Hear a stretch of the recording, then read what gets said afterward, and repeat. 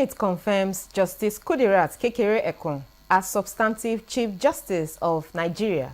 President Bola Tinubu harps on inclusivity, equality and cooperation among UN member states. Addressing the root causes of conflict is often the first step towards providing long-term solutions.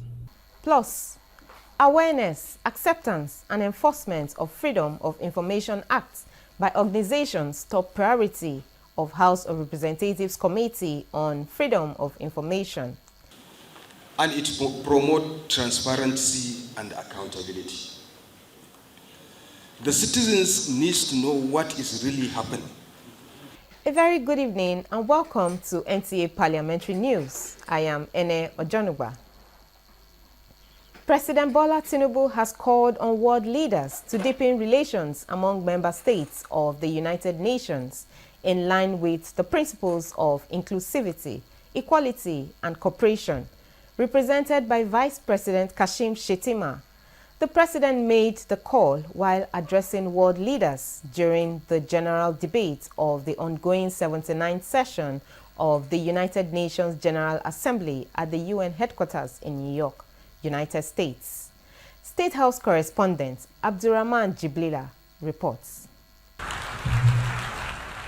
This is the climax of the annual global event, countries giving their national statements, and it's the turn of Nigeria. Process of corruption. Vice President Kashim Shettima standing in for President Bola Tinubu with a well-scripted national statement and a rich content focusing on contemporary global challenges and practical recommendations. First, Nigeria reminded the world leaders that the United Nations stands for inclusiveness anchored on the tripod of peace, sustainable development, and human rights. Addressing the root causes of conflict is often the first step towards providing long-term solutions. Clearly, some of the root causes of conflict are social in nature, including poverty, hunger, ignorance, inequality and exclusion, as well as other forms of injustice. Expressing worry about the main objectives of the United Nations and how it could sustain the global body's relevance and resilience, lamenting the return of unconstitutional changes of government in some African countries. Conflict resolution is the main reason why the UN exists, but the task of prevention becomes all the more difficult when conflict becomes normalized, when even the condemnation of violence and civilian casualties and calls for a ceasefire are somehow regarded as controversial. As we emphasize at the Abuja high-level ministerial meeting, we must renew our focus on conflict prevention. Calling for reforms in the international financial architecture and a transparent multilateral trading system, hoping the adoption of the Pact for the Future will change the narrative, asking the UN to prioritize debt forgiveness for Nigeria and other developing countries from creditors and multilateral financial institutions. Climate change is a driver of insecurity, which also poses a veritable challenge to sustainable development. A few weeks ago, large areas of my country were inundated by seasonal flood waters, including one of our largest cities, Maiduguri in the northeast. Other parts of Nigeria also experienced similar tragedies, occasioning the loss of lives and property. We need not remind ourselves to remain faithful to the implementation of the commitments that we all gave voluntarily at the various COP meetings. Failure to do so is merely to postpone the inevitable. No country is immune from the effects of climate change. Other world leaders at the session made statements aimed at addressing global concerns. I stand before you in these whirlwinds, convinced of two overriding truths. First, the state of our world is unsustainable. We can't go on like this. And second, the challenges we face are solvable. But that requires us to make sure the mechanisms of international problem solving actually solve problems. It is time to invest more in building trust and practicing dialogue. Constant dialogue is a powerful weapon for all governments have in their hands. That today the United States and Vietnam are partners and friends, and it's proof that even from the horrors of war, there's a way forward. Things can get better. The Nigeria's statement insisted on bold reforms in the United Nations Security Council with a view to giving Nigeria and other African countries permanent seats at the council. From New York, Abrahman Jibrila, NTA News. Back home, the Senate has screened and confirmed Justice Kudirat Kekere-Ekun as substantive Chief Justice of Nigeria. Justice Kekere-Ekun was appointed Acting Chief Justice of Nigeria by President Bola Tinubu following the recommendation of the National Judicial Council.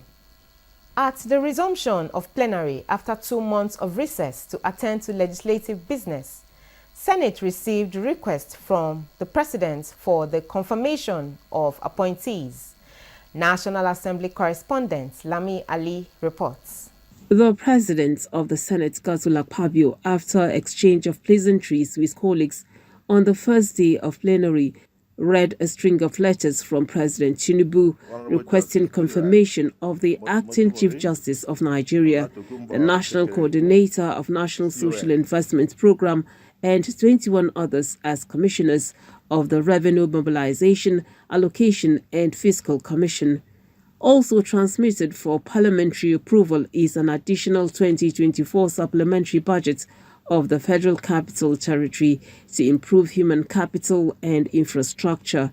The President, however, notified the Senate of his decision to withhold assent to the bill that seeks to increase the retirement age for some categories of staff of the National Assembly and legislative houses across the country from 60 to 65. Upon thorough examination and careful consideration, I have decided to withhold my assent to the bill. This decision is made in accordance with the powers vested in me by the Constitution of the Federal Republic of Nigeria. While welcoming legislators from recess, Akpabio urged them to inspire hope in the hearts of Nigerians by reminding citizens that their dreams are valid and aspirations achievable.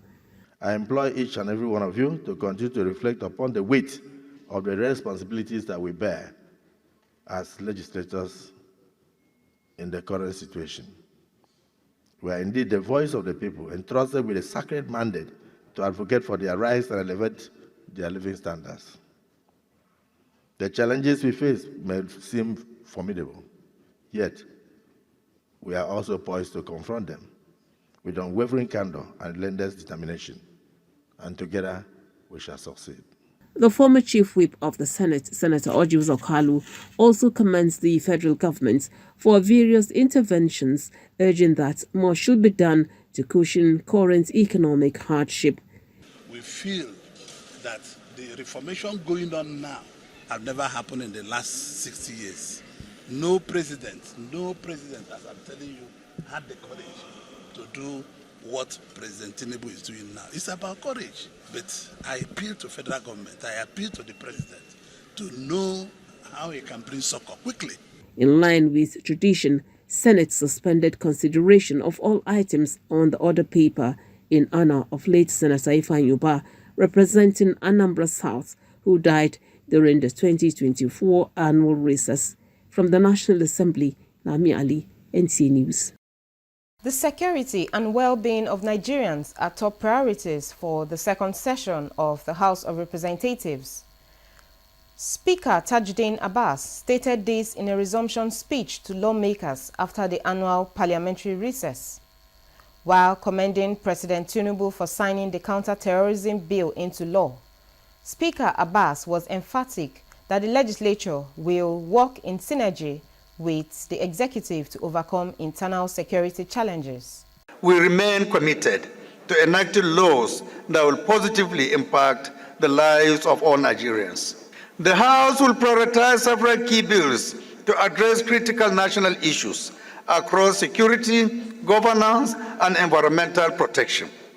The Armed Forces Act Amendment Bill and the Police Act Amendment Bill focus on strengthening Nigeria's security apparatus by enhancing the operational efficiency of the of the military and reforming the police to improve internal security. The House of Representatives will hold a high-level legislative security summit in the final quarter of this year. This summit will address Nigeria's urgent security challenges by bringing together key stakeholders. National Assembly correspondent Mitari Ikpen reports that the House also passed resolutions seeking specific federal government interventions in Borno and other states affected by flood. If not urgent intervention is made to address the devastation of the University of Maiduguri Teaching Hospital, the people of Borno State, and I dare say neighboring states and neighboring countries, are at high risk of disease outbreak resulting from the flooding. Urge the Federal Ministry of Works, Northeast Development Commission, National Emergency Management Agency, and Ecological Fund Office to immediately allocate resources for the implementation of flood and mitigation measures in Shira, Giyadi, Gamawa, Zaki, Itas Gadau, Jama'ari, and Katagum federal constituencies in Bauchi State. In a related development, access to public records and information is crucial for advancing the Sustainable Development Goals, enhancing people's lives, and promoting transparency in governance. This was the thrust of a workshop by the House of Representatives Committee on Freedom of Information to create awareness, acceptance, and enforcement by governing institutions. National Assembly correspondent Amina Seidu reports.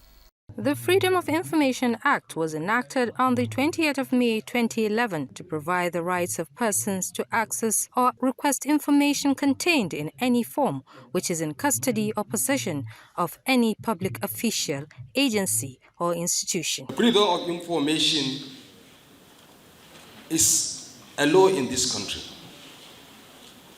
and it promotes transparency and accountability. The citizens need to know what is really happening. The citizens need to know what their leaders are doing. Because in a democracy, citizens have the right to choose their leaders. And those leaders must be accountable to them. We will also explore initiative approaches to bridge the gap between policy and practice, ensuring that our laws and institutions serve the people. With the theme Freedom of Information and the Burden of Access for National Economic Development, the workshop seeks to enhance the knowledge base of participants towards understanding their legal rights to access to information and protection as public officers under the Act. It's one good opportunity to be able to tap from the experiences of our people so that we can continue to update our legal frameworks. When a law is made, even when signed into a law, or a bill is made and signed into law, it does not mean that that bill is perfect. There could be some loopholes, gray areas, need for update, review, so that we can be able to actually come up with our laws to be able to actually compete with other laws that have been made globally. A book by the Chairman Committee on Freedom of Information was also presented to the public as a guide towards implementation of the access to information and public records in Nigeria. Amina Seidu, NTA News. We now pause for a short break to take some messages. The news continues shortly. Are you looking for a short channel to make your business, goods and services go viral? Look no further, as NTA Parliament is your short channel. Take advantage of our wider reach and advertise your products and services on NTA Parliament DSTV channel 370, GoTV channel 126, StarTimes channel 306, and Free TV channel 706. For more inquiries, contact the Marketing Department, NTA Parliament, NTA Headquarters Area 11 Garki, Abuja, or call these numbers 080-383-40464 or 080-770-78055. NTA Parliament, strengthening Nigeria's democracy. This is NTA Parliamentary News. You can follow this newscast and other programs on the platforms on the screen. The chairman, House of Representatives Committee on Health Institutions, Amos Magaji, says the National Assembly will not relent at ensuring value for money across health institutions for effective healthcare service delivery. He stated this during the committee's oversight to Modibo Adama University Teaching Hospital, Yola. Yusuf Jika reports.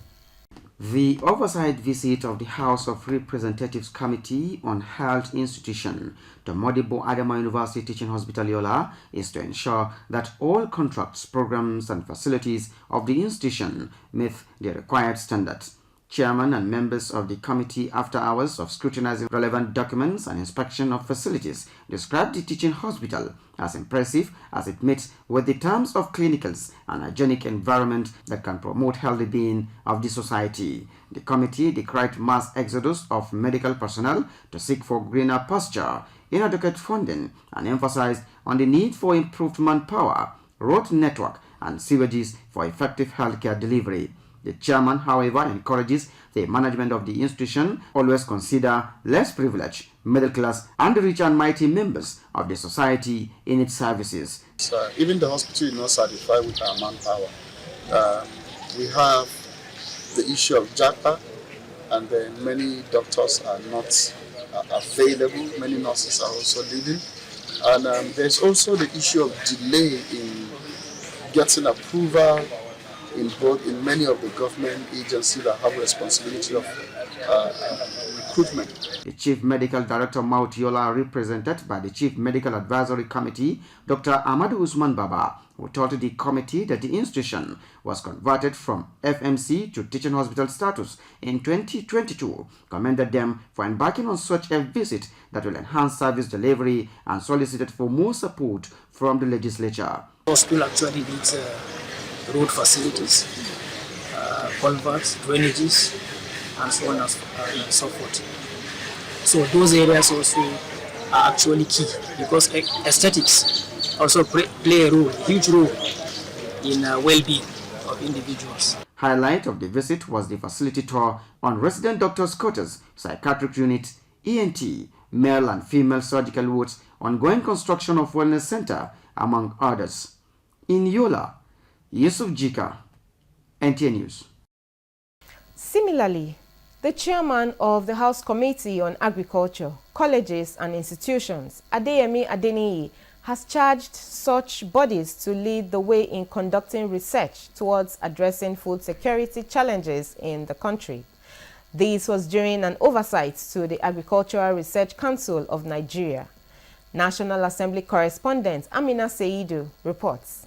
The Agricultural Research Council of Nigeria and other agricultural institutions play pivotal roles in developing innovative solutions to challenges faced in the sector. The chairman says the House will continue to provide the necessary legislative and financial backing to support agricultural institutions in research and enhancing food security. We want to commend the RCM for the mechanism put in place to talk to Nigerians. The youth want to know what is happening in agriculture. The youth want to know how far the research has gone. The lecturers in the colleges and institutions of agriculture want to know what the RCM is doing to coordinate. So we want, and what they and the partnership they have with the international donor and international agency. We are pleased with what to see today. A guided tour of the facility was conducted by the executive secretary with committee members to various units, which include broadcast stations, a library, museum, veterinary clinic, aquarium, and ongoing projects to expand the center. The collaborative nature of our own activities here, I think, is beginning to yield dividends.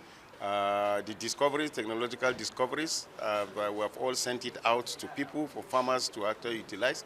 We are hoping that if our technologies are adequately adopted, I think this country will be better for it.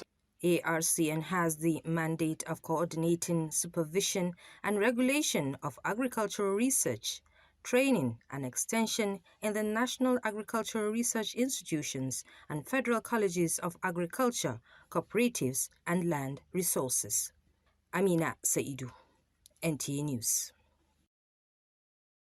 The Imo State House of Assembly has passed a resolution to check the activities of scrap metal scavengers in Imo State. This followed a motion by the member representing Ngo Okpala State Constituency, Obinna Ego, urging Governor Hope Uzodinma to direct the State Ministry of Homeland Security and other relevant security agencies to check the activities of the scavengers. Beatrice Anyam reports. The activities of scrap metal scavengers has become a source of concern to residents of Imo State.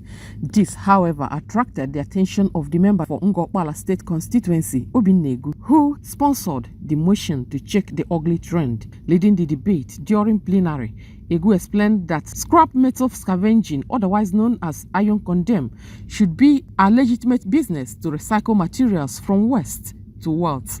But the business has regrettably become a huge security threat in both rural and urban areas of Imo State. He noted that the scavengers use the avenue to indulge in theft, vandalism of major components of electricity transformers and other infrastructure, as well as releasing vital security information to hoodlums. The essence of this motion is not to stop the business of metal scavengers, but to curtail activities. Because you wake up in the morning in your estate, you open your gate, you see very strange looking fellows walking around the neighborhood, shouting iron condemn. At times you see them vandalizing properties or stealing electricity, lights on the fence. At times they break into homes. At times they even connive with security people who are living who are watching over the houses to commit crime and even theft in these premises.